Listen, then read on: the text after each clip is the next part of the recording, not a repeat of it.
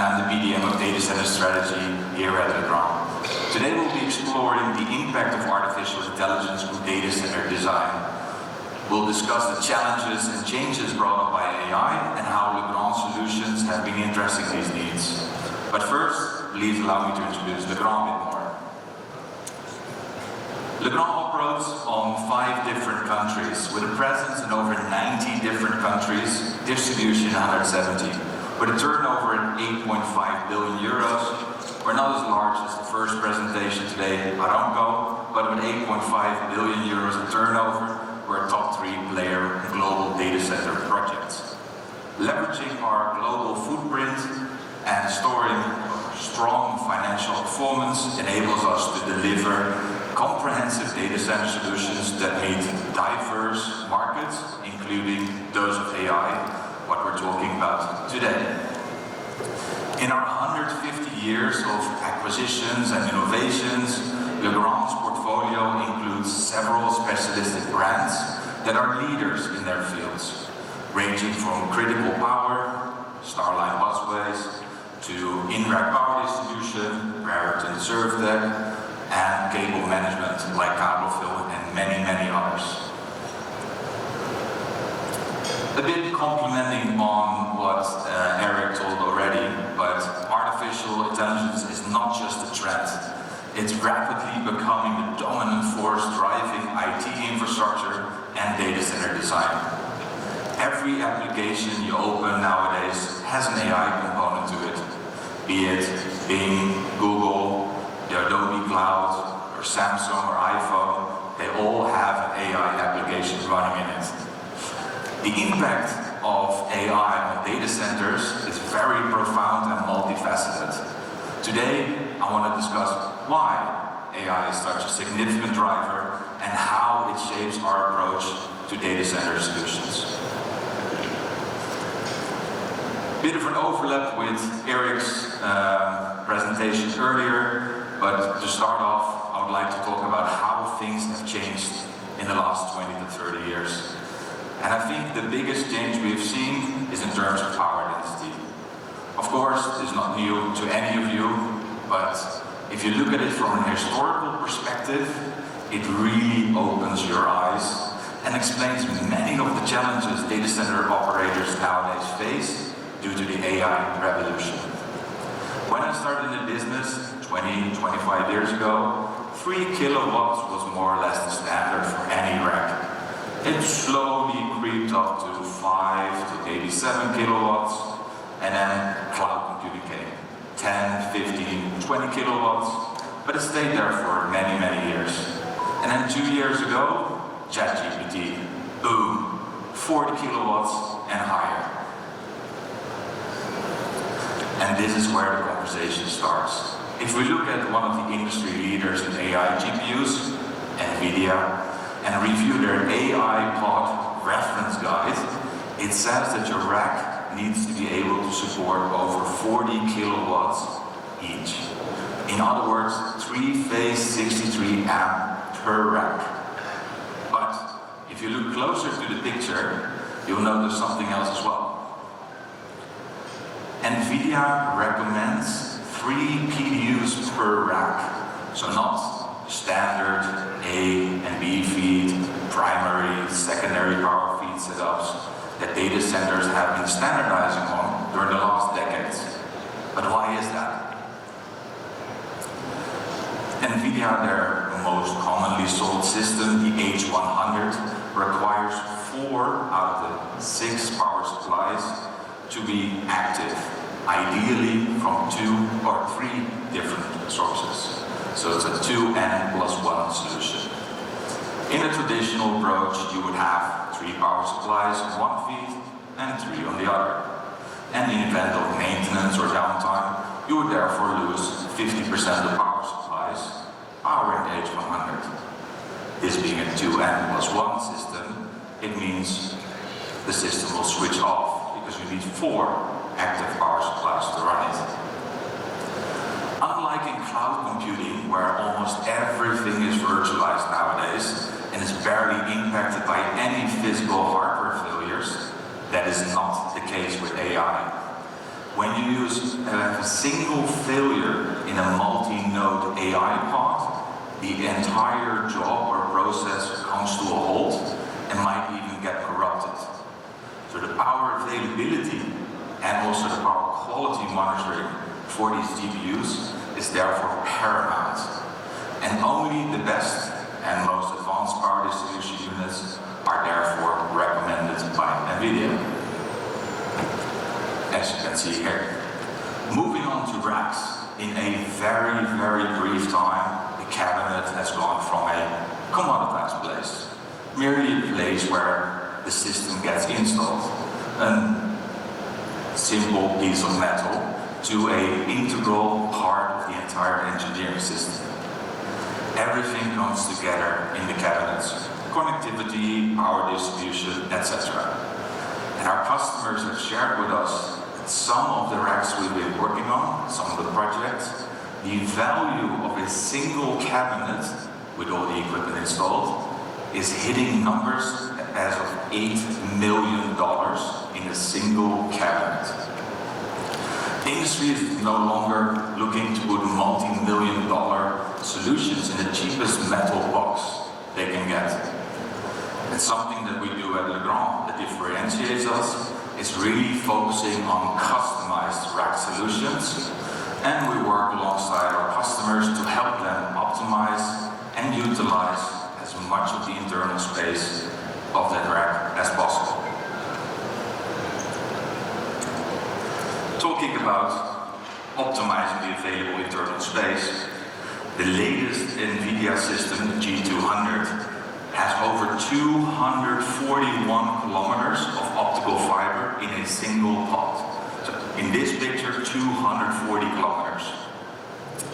It is due to the way all the nodes are being interconnected, as you can see on the right bottom.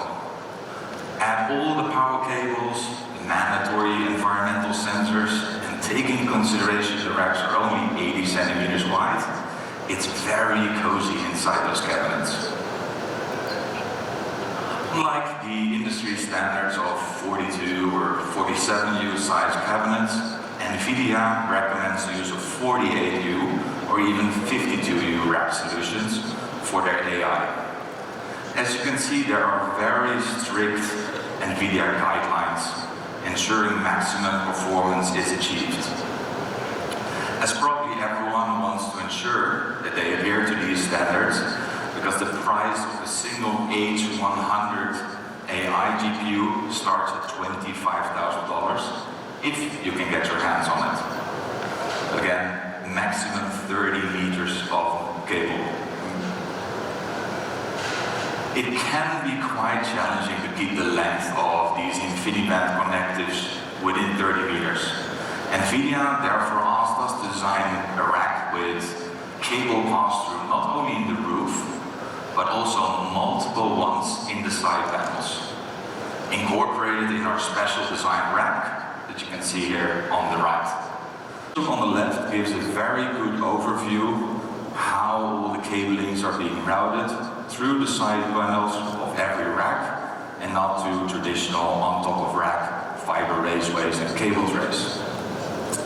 And for those wondering why didn't they just ship the cabinets without side panels to begin with, our next topic, cooling. Providing the level of density provides significant challenges for existing data centers, even if they would be able to provide the requested power density. Adapting existing rooms to comply to NVIDIA their reference design might be problematic. As an example, they recommend 3 tiles of spacing between a row of racks, so within your cold corridor or your containment, versus the traditional 2 we've been seeing in the last decade or so. But if you look at YouTube clips of NVIDIA, their latest EOS system, it even has 4 tiles. As you can see in the reference guide, they recommend 90 centimeters to 120 centimeters in between the racks. So just imagine 576 systems, and each DGX H100 consumes roughly 10 megawatts under full load. of 10,000 kilowatts on a full load, which will lead up to almost 6 megawatts just in AI GPUs. We're not talking about any other equipment in the data center, just the GPUs will consume 6 megawatts. As I said earlier, the racks are only 80 centimeters wide, so the unusual spacing between the rack rows, 2, 3, or even 4 tiles, is mainly to accommodate the required cooling capacity to run these GPUs. Of course, there are many means beyond traditional air cooling, like you see here, the HP Enterprise Foxconn facilities, where they provide the nodes for the HP Cray EX supercomputers. We provide 120 amp 3-phase PDUs to HP, making sure they can run these. These are using direct chip liquid cooling, DCLC. But it's frequently overlooked that not all heat-generating chips in these servers are liquid-cooled. So you would still need to provide significant additional cooling, as only direct chip cooling does not suffice. This is a photo of Google, their AI chip, the TPU V6. You can see on the photo it still boosts various heat sinks on the board while being a liquid-cooled system. So if you run a liquid-cooled system, DCLC, you will still need traditional cooling to make sure you can cool these units properly. As an example, a direct chip-cooled NVIDIA H100 system of 40 kilowatts, roughly 30% of that still needs to be cooled by traditional cooling, ending up to 10, 11 kilowatts of air cooling on a DCLC cooled rack. As stated earlier, NVIDIA recommends 48 and 52U racks. While the majority of this industry is still deploying 42 and 47U racks as the most commonly used solution. Most of the customers, when they approach direct chip cooling, will deploy a CDU within the rack. CDUs nowadays can reach up to 100 kilowatts in a 4U box, as you can see on the picture on the right. The challenge is having 4 or 5 U's of CDUs in your cabinet. It takes up to 10% of the available real estate in the cabinet just for the cooling. We all know that physical space on the data center floor is one of the most important forms of equity for a data center. More space, more racks, more customers, more revenue. So how can we address that?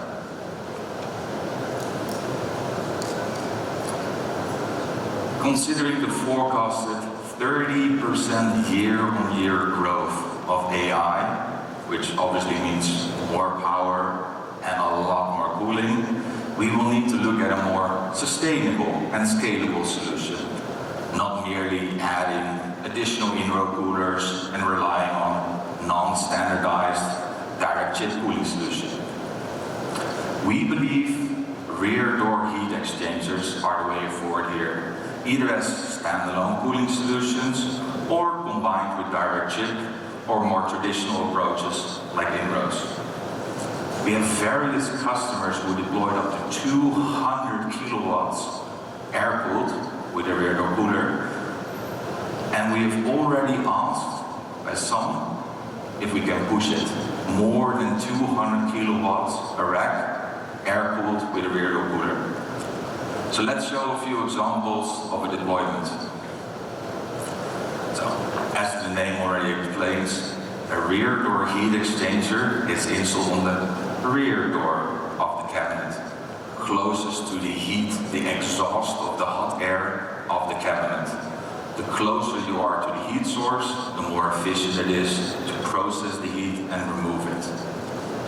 Hot air passes through liquid-cooled coils in the door, which absorbs the heat, preventing it from spreading into the data center. This removes the need for commonly used containment, hot aisles, cold aisles, doors, etc. This will also allow you to use the available real estate in a much more efficient way, as demonstrated in the picture on the right. Up to 60% savings of space versus a traditional setup. Again, no need for aisle containment, doors, etc. in this cooling approach. The rear door cooler will cool the entire room. It is a common misunderstanding that every rack requires their own dedicated rear door cooler. This is not the case. We have deployed projects where only every third or fourth rack has a rear door cooler, enabling you to upscale your capacity when needed.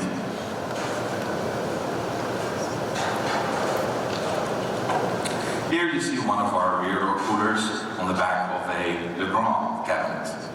Although we obviously prefer you to purchase the racks from us, why wouldn't you? With our adapter frames, that you can see on the right, we are compatible with over 90% of all the racks out there, offering flexibility and enabling you to retrofit our solutions to your existing setup.